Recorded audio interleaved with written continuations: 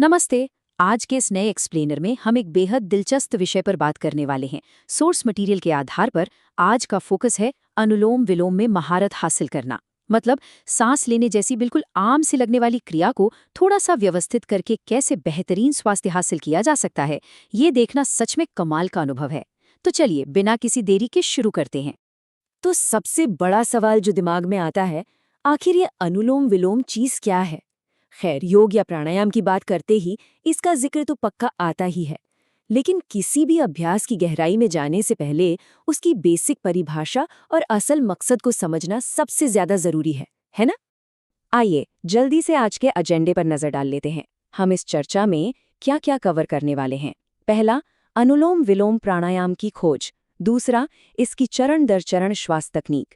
फिर देखेंगे अभ्यास का सही समय, इसके शारीरिक और मानसिक लाभ, और अंत में कुछ बेहद महत्वपूर्ण सुरक्षा सावधानियां। तो बढ़ते हैं अपने पहले सेक्शन की तरफ, अनुलोम विलोम प्राणायाम की खोज और योग व दैनिक जीवन में इसका क्या महत्व है। गाइड के मुताबिक अनुलोम विलोम सिर्फ कोई आम व्यायाम नहीं है, बल्कि यह एक विशिष्ट प्राणायाम अभ्यास है। इसका सीधा सा मतलब है श्वास को एक बहुत ही अनुशासित तरीके से लेना और छोड़ना। और पता है, इसका महत्व सिर्फ उस योग मैट तक ही सीमित नहीं है। रोजमर्रा की भागदौड़ में ये मानसिक शांति और शारीरिक संतुलन बनाने का एक जबरदस्त टूल है। दिन भर की उस पूरी थकान के बीच ये अभ्यास एक ऐसा ठहराव लाता है जो सारी ऊर्जा को बिल्कुल सही और सकारात्मक दिशा में मोड़ देता है। अब आते हैं इसके दूसरे और शायद सबसे प्रैक्टिकल हिस्से पर, चरण दर चरण श्वास तकनीक। इसमें हम मुद्रा, विधि और अवधि को विस्तार से समझेंगे। गाइड में इसे बिल्कुल एक ब्लूप्रिंट की तरह समझाया गया है, क्योंकि बिना सही क्रम के कोई भी अभ्यास अधूरा ही रहता है। इसके 3 मेन स्टेप्स हैं। चरण 1, बिल्कुल सही मुद्रा अपनाना, मतलब रीढ़ की हड्डी को एकदम सीधा रखकर बिल्कुल शांत बैठना। चरण 2, उचित श्वास तकनीक लागू करना। इसे ऑल्टरनेट नॉस्ट्रल ब्रीदिंग भी कहते हैं, यानी एक नाक के छिद्र से सांस लेना और दूसरे से छोड़ना। और फिर आता है चरण 3, इसे अनुशंसित अवधि तक बनाए रखना। शुरुआत हमेशा धीमी होनी चाहिए। जैसे जैसे शरीर को इसकी आदत पड़े, वैसे वैसे समय बढ़ाया जा सकता है। लेकिन रुकिए, सिर्फ तरीका जान लेना काफी नहीं है, गलतियों से बचना भी उतना ही जरूरी है। अक्सर देखा जाता है कि लोग बहुत जल्दबाजी में सांस लेते हैं, और ये सच में एक बहुत बड़ी भूल है। गाइड स्पष्ट रूप से बताती है कि सही तरीका ये है कि श्वास लेने और छोड़ने की पूरी प्रक्रिया निहायत ही धीमी, गहरी और एकदम लयबद्ध होनी चाहिए। इसी सही विधि को अपनाने से शरीर को पूरा फायदा मिलता है। चलिए अब तीसरे सेक्शन पर चलते हैं, अभ्यास का सही समय। आखिर अनुलोम विलोम करने का सबसे अच्छा वक्त कौन सा है? समय का चुनाव इस अभ्यास में बहुत बड़ा रोल प्ले करता है। सोर्स मटेरियल के अनुसार सुबह का अभ्यास सबसे बेहतरीन माना जाता है, क्योंकि उस वक्त हवा एकदम ताज़ी होती है। इसके अलावा शाम का अभ्यास भी दिन भर का स्ट्रेस दूर करने के लिए एक शानदार विकल्प है। लेकिन जो सबसे ज़रूरी और सख्त शर्त है वो ये कि इसे खाली पेट ही करना चाहिए। भरे पेट इस प्राणायाम को करने की बिल्कुल मनाही है।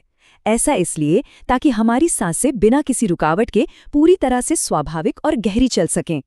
अब बात करते हैं चौथे हिस्से की, शारीरिक और मानसिक लाभ। मतलब इस पूरी मेहनत का असल रिजल्ट या परिणाम क्या है? गाइड बड़ी ही खूबसूरती से इन फायदों को 2 हिस्सों में बांटती है। अगर शारीरिक लाभ की बात करें तो बेहतर श्वास इसका सबसे बड़ा फायदा है। ये फेफड़ों की क्षमता को बढ़ाता है।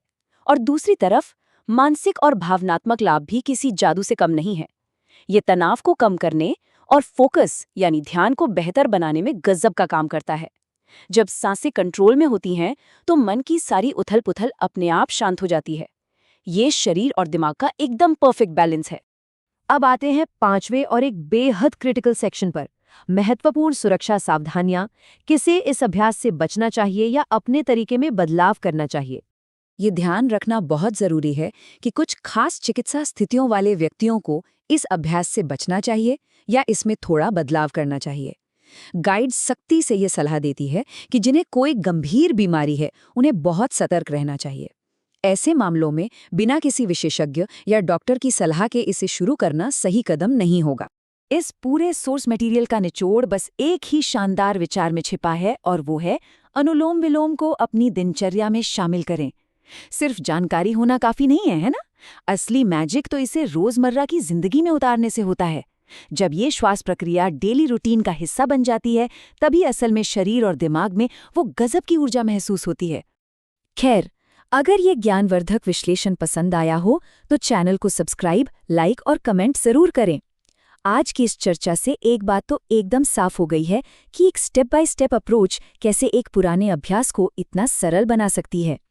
अंत में सोचने वाली बात बस यही रह जाती है, क्या सिर्फ सांस लेने जैसी एक मुफ्त और सरल सी क्रिया सचमुच समग्र स्वास्थ्य को जड़ से बदलने की चाबी हो सकती है? इस एक्सप्लेनर में साथ जोड़ने के लिए बहुत बहुत धन्यवाद।